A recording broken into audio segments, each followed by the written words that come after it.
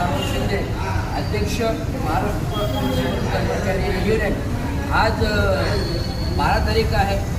15 दिवसापूर्वी महानगरपालिकेला पत्र दिलं। आपल्या जे काही मागण्या आहेत धुरंधर आपण 2 वर्ष सातत्याने मागण्या मागतोय, त्यापैकी त्यांनी 7वं वेतन आणि काही बोनस वगैरे हे करतात, परंतु गेले 5 वर्ष थकीत जो काही 7वं वेतन राहिला त्या 7व्या वेतनाचा व्याज जो वापरला गेला आहे 5 वर्ष शासन धोरणाने महानगरपालिकेने तो व्याज द्यावा।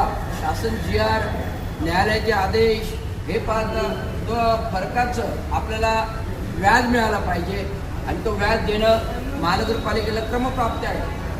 अनधिकृत राबवडी जेल बंदिस्त नाला, अनधिकृत राबवडी जेल बंदिस्त नाला ह्या नाल्याच्या प्रकरणी माझा स्वतःचा मी अधिकारी असताना कार्यकारीपर्यंत काही संबंध नव्हता। तो उपरोधित राजकीय हेतूने मला बाजूला काढण्यासाठी निलंबित केलं आणि चुकीचं काम केलं। मी 2021 पासून ह्या कामाची चौकशी मागते, चौकशी अद्याप चालू नाही। माननीय पंतप्रधान यांनी 5 कायदे केले। 5 कायद्यानुसार कॉन्ट्रॅक्ट कर्मचाऱ्यांना हे लागू आहेत आणि 5 कॉन्ट्रॅक्ट कायदे जर देशाचे पंतप्रधान लागू करतात, जर पुणे महानगरपालिका पुणे चित्र महानगर लागू करते, नवी मुंबई लागू करते, तर ठाणे महानगरपालिकेला काय करत नाही हा प्रश्न आहे। आता 10, 20, 30ची ठरावाची अंमलबजावणी परवाच आमदार केळकर साहेबांकडे मीटिंग झाली। या मीटिंगमध्ये जे काही उत्तर दिलं नाही, आम्ही करतोय, आम्ही करणार आहोत, आम्ही करत आहोत, आम्ही करतोय, करणार आहोत आणि करत राहणार, करता करविता कर्म हे अशा प्रकारचे जे अभिव्यक्ती भार आहेत प्रशासनाचे चुकीचे आहेत। तर 10, 20, 30, 15 वर्ष धुरंधरचा प्रश्न आहे। येणारा सणापूर्व हा फरक दिला गेला।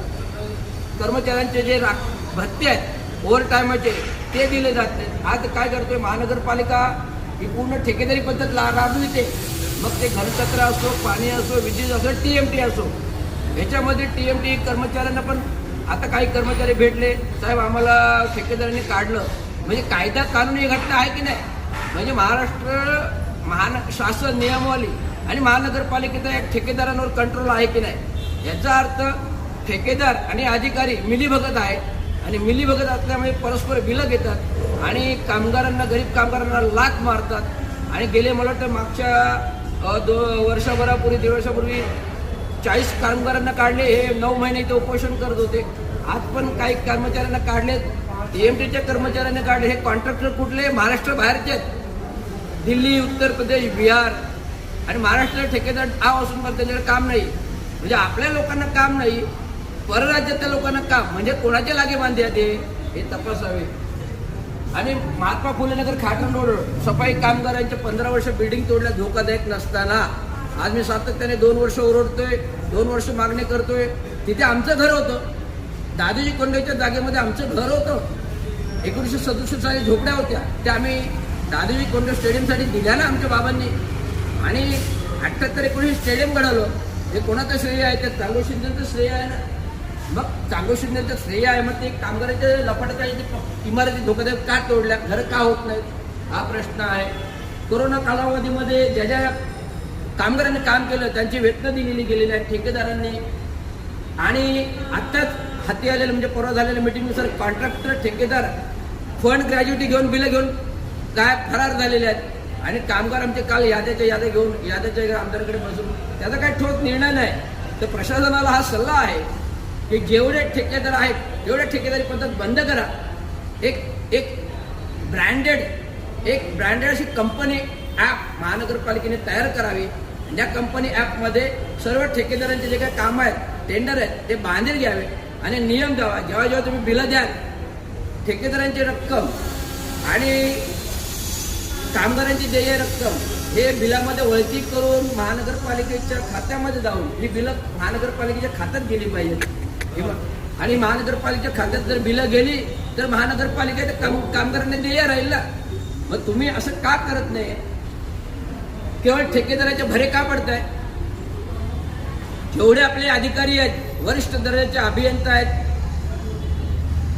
घनकचरातील असतील, उपायुक्त असतील, सहाय्यक आयुक्त असतील, अजून घनकचरातील जे विद्युत विभागाचे उपनगर अभियंता असतील, पाणी खात्याचे उपनगर अभियंते असतील, यांनी ठेकेदाराचे कामं आणले. ठेकेदाराला लगेच बिलं देतात. ह्याचा चेक नाही, ह्याचा चेक व्हावा.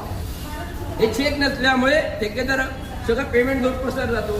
तर अशा प्रकारे एकूण जर 30 प्रश्न आहेत, हे धुरंधर आहेत.